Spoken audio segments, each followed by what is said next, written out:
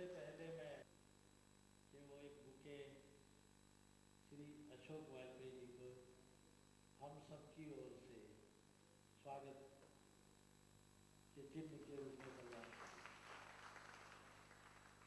अम्मामत राम और एक ये पुष्पगुच्छ श्री विजयवर्धन जी।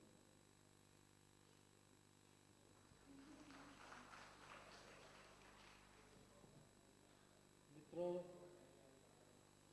वास्तव में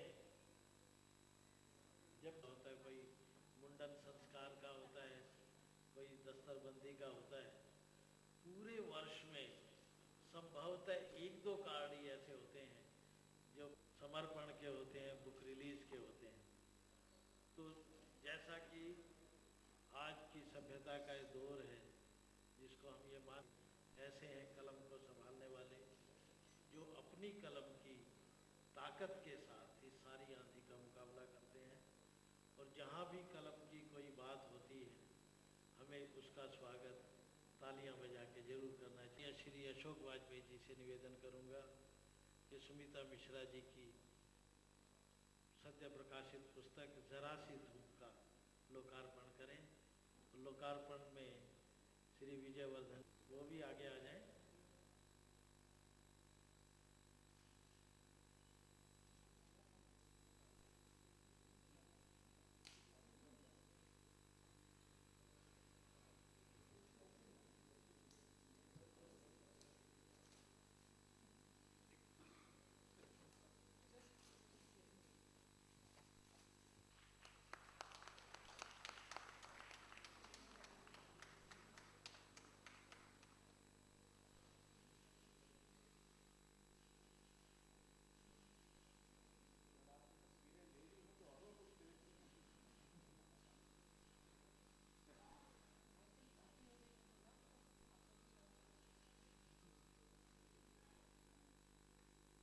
बहुत बहुत आभार, धन्यवाद सर। के रूप में हमारे शहर में बहुत वर्षों से, हमारे राज्य में विभिन्न उन्होंने प्रशासनिक दायित्वों का बड़ी सकुशलता से वहन किया और इसके साथ साथ अपनी सृजन यात्रा को भी जारी रखा।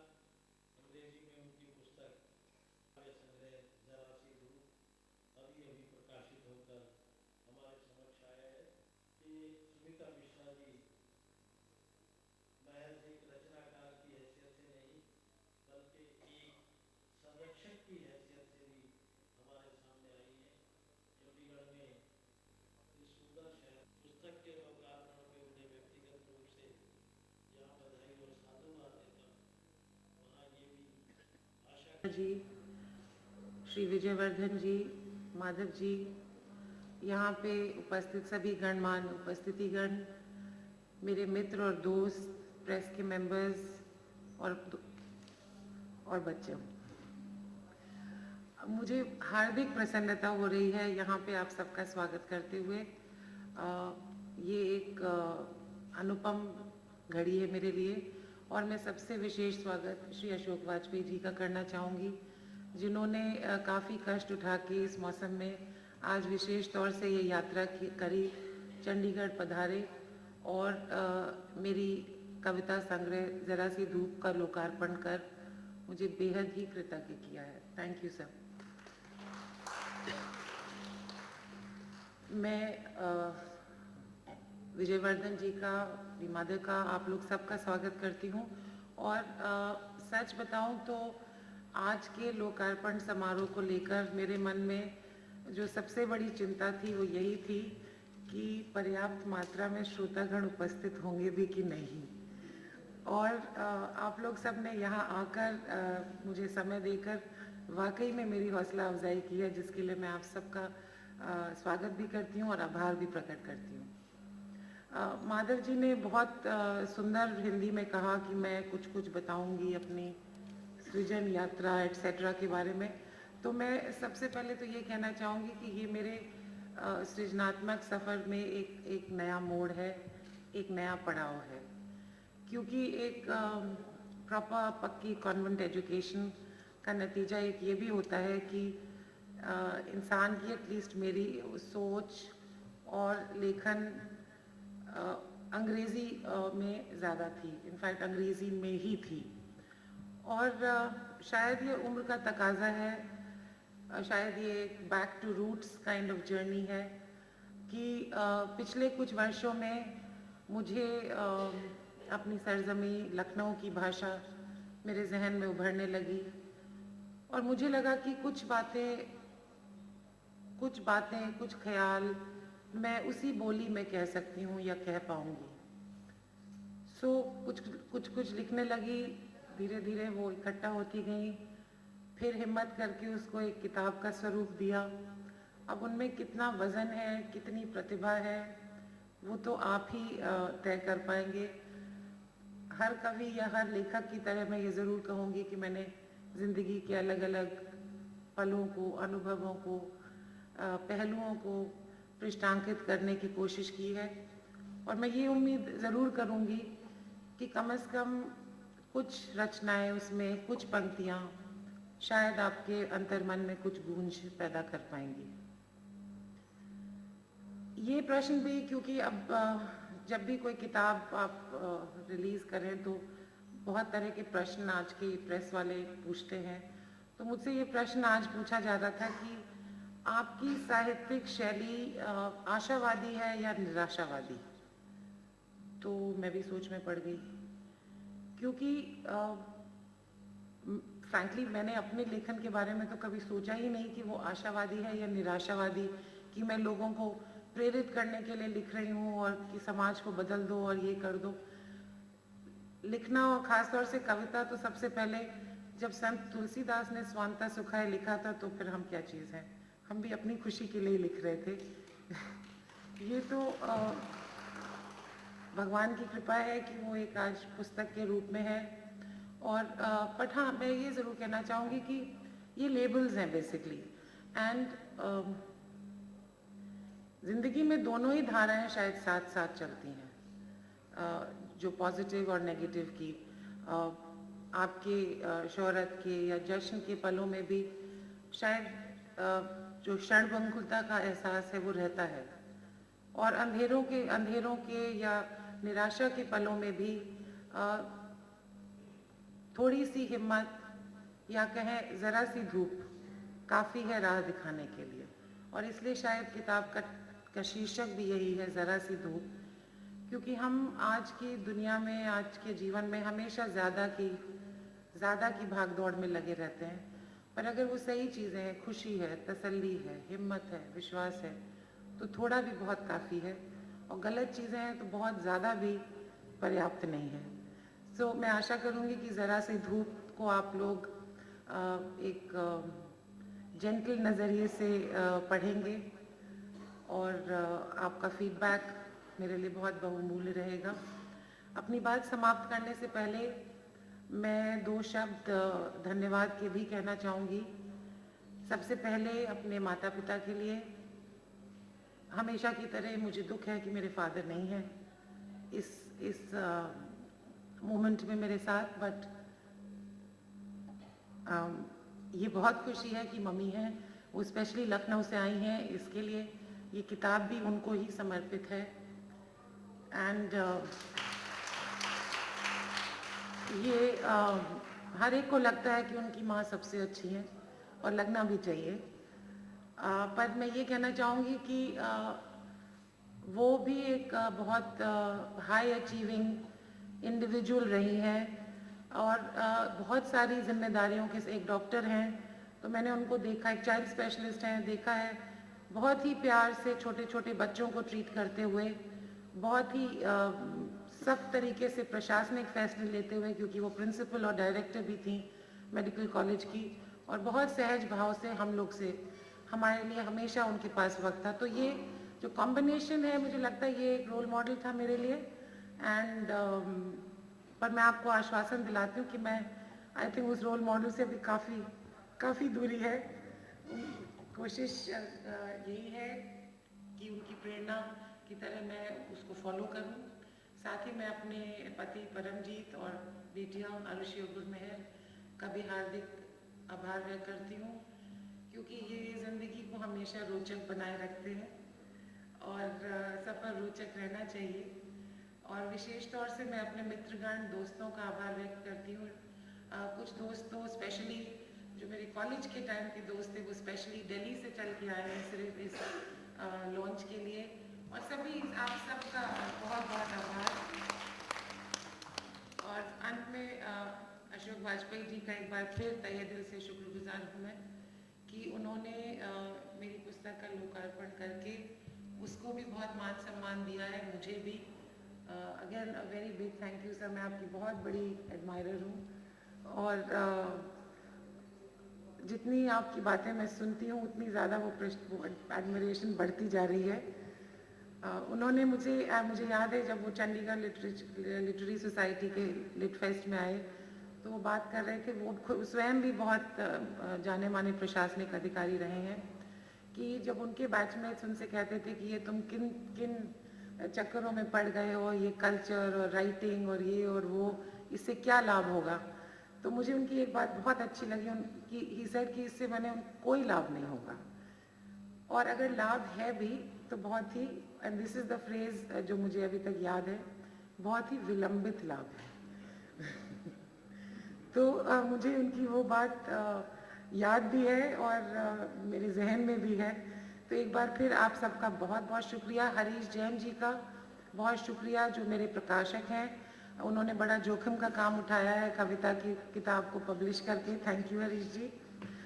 माधव जी का विशेष शुक्रिया कि ये एक फ्रेंड फिलोसफर गाइड की तरह रहे हैं इस सारे प्रकाशन और लोकार्पण की प्रक्रिया में। और विजयवर्धन जी का बहुत बहुत शुक्रिया। मैं इतनी जुर्रत नहीं कर रही हूँ कि मैं कोई भी अपनी कविता सुनाऊँ, क्योंकि आप उनकी आवाज़ में, उनकी खूबसूरत आवाज़ में सुनेंगे तो जैसी भी हो कविता अच्छी लगेगी। तो आप लोग सबका एक बार फिर बहुत सारा धन्यवाद, और मुझे उम्मीद है कि आगे भी मुझे आपकी शुभकामनाएं, आपका आशीर्वाद यूं ही प्राप्त रहेगा। धन्यवाद।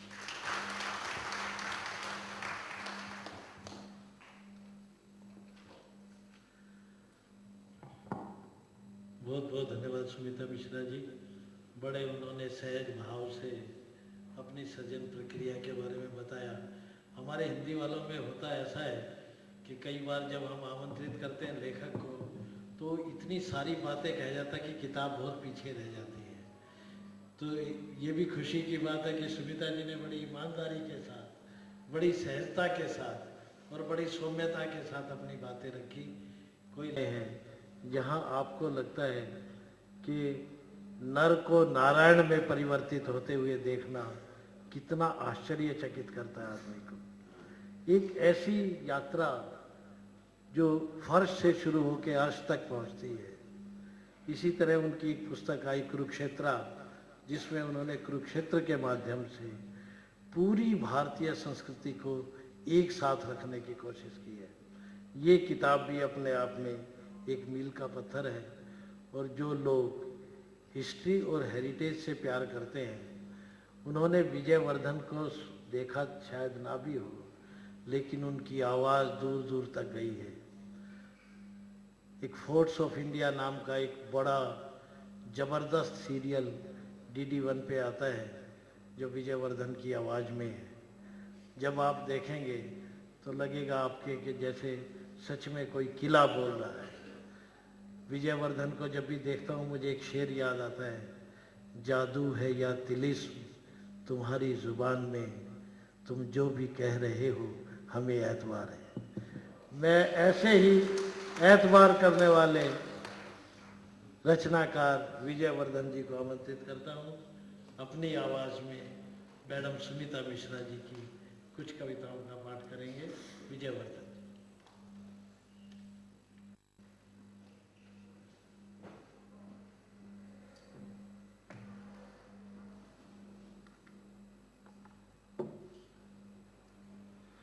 शुक्रिया Madhav ji. Lending your voice to a poet is an opportunity and a challenge. कवि शायर की असली पहचान उसकी कविता, उसके शब्द, उसके अल्फाज हैं। इसीलिए हम शायर के कलाम को ही उसकी पहचान मानकर चलते हैं। किसी ने बड़े खूबसूरत ढंग से कहा है शब्द का परिष्कार स्वयं दिशा है। जरा सी धूप सुमिता की शायरी का वो मजमुआ है जिसमें उनके अंदर के इंतसार, कश्मकश और ढेर सी तन्हाई झलकती है और हमारी तन्हाइयों से गुफ्तगू करती है। मैं शुरू करता हूं उनकी एक पोएम मुझे चाहिए से। जो तुम्हारी राहों में सजती हैं सदियों से, मुझे भी वो सुर्ख सरगर्मियां चाहिए। आवाम की बगावत का अंजाम है जो हलचल, मुझे वो अशांत आजादियां चाहिए। रखो अपने पास अपने वादों का महफूज किला, मुझे तो रोज अपने हाथों बनती बिगड़ती बुलंदियां चाहिए। बिन मांगे जैसे मैंने की अब तुमसे दिल को मेरे कुछ बेतुकी कुर्बानियां चाहिए। मेरे तिनकों के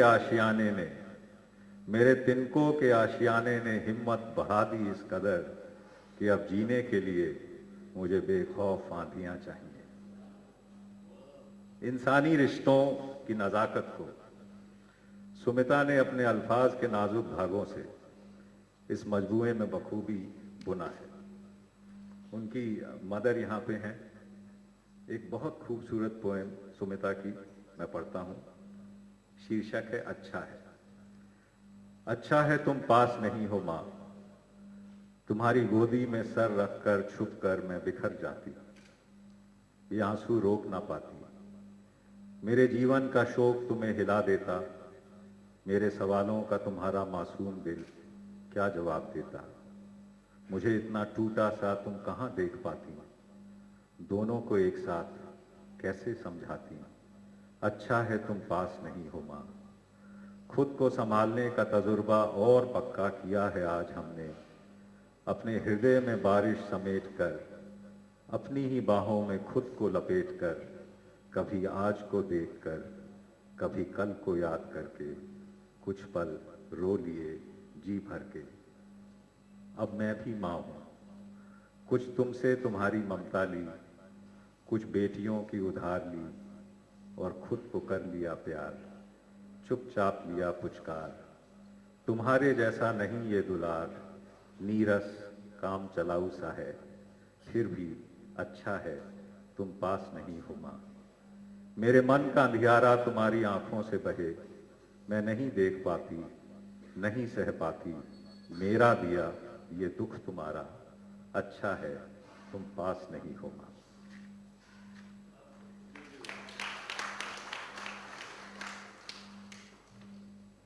अगर एक तरफ सुमिता अपनी माँ से इज़हार मोहब्बत करती हैं, तो दूसरी जानब अपने वालिद से भी उल्फत का वही रिश्ता कायम रखना चाहती हैं। हम में से बहुत से ऐसे लोग यहाँ पे हैं जो बेटियों के बाप हैं। मेरी 2 बेटियाँ हैं। मुझे बड़ी खुशी है कि सुमिता ने अपने फादर के बारे में कुछ लफ्ज़ लिखे हैं, क्योंकि माँ बेटी का रिश्ता तो बहुत पाक है, संजीदा है, कंप्लीट है। पर एक बाप के दिल में अपनी बेटियों के लिए क्या मोहब्बत होती है, उसका इज़हार देखिए उन्होंने कितनी खूबसूरती से किया है। पोएम का नाम है मेरा हिस्सा। तुम सब कुछ छोड़ गए, वसीयत में लिख गए, क्यों नहीं मेरा नाम मेरी खुशियों का हिस्सा। तुम ही ने भरे मेरे अस्तित्व में हौसले इतने, कहा खेलो तुम्हारे हैं खिलौने, आसमान में तारे जितने। तूफान को थाम कर थपकी बनाया, हर डर को सहला कर तुमने सुलाया। सपने भर भर हथेली में छुपा दिए मेरी आंखों में, कुछ वक्त में दबकर सो गए, कुछ अभी भी जागते हैं रातों में। तुम कहाँ अब मेरे पास हो, जिस भी रोशन जहां में हो तुम, मैं हूं यहीं वहीं तुम्हारी लाडली। कुछ बिगड़ी कुछ शालीन, कुछ सौम्य कुछ रंगीन। ढूंढ रही हूं समय में डूबकर वो प्यार की पनाह, वो अतीत का मेरा घर, तुम्हारा हृदय, जिसमें था कण कण मेरा आबाद, मेरा हक, मेरी मिट्टी, मेरी जायदाद। उसमें उगती थी मेरी हंसी, खस की खुशबू सी महकती थी खुशी। वहां जंगली बेल सा फैला था विश्वास, बेपरवाह अल्हड़ एक अंधा विश्वास। क्यों ये जान पाया तुम्हारे जाने के बाद, क्या तुम्हें भी रुलाती है पल भर के दुलार की याद। क्यों गए तुम मुझे अकेला छोड़कर, अब कौन लेगा मेरी बलाएं ऊबड़ खाबड़ रास्तों के हर मोड़ पर। आज रिश्ते भी हैं, जिम्मेदारी भी, सफलता भी है, समझदारी भी, पर ढूंढ रही हूँ मेरे वजूद का वो स्नेहिल घर जो था तुम्हारे होने से वही था मेरा पहला हिस्सा, जिसके खोने से तिनका जुटाएंगे खुद को उम्र भर। घास सा फैल गया वही जहां बरसों लगे थे कहकशा उगाने में, अब तुमको वो पहले सा सजदा ना कर पाऊंगा कभी, अब तुमको वो पहले सा सजदा ना कर पाऊंगा कभी। मजा है बस अदा से खेल जाने में, अब तुमको वो पहले सा सजदा ना कर पाऊंगा कभी, काफिर बनना पड़ा है। ऐसा नहीं कि गमगीन रहते हैं हम, पर इस कदर खुशी की आदत नहीं रही। ऐसा नहीं है कि गमगीन रहते हैं हम, पर इस कदर खुशी की आदत नहीं रही। कैसे पहचानोगे हर कायदे को जब अपना लिया, जाहिर है वो पुरानी जानी मानी बगावत नहीं रही। अपने पहले तीर क्यों खर्च करते हो, हर शख्स थोड़ा अच्छा लगता है, पर हर पल किसी का साथ ढूंढूं ऐसी जरूरत नहीं रही। न जाने किसको बुरा लग जाए फिर भी कह दूं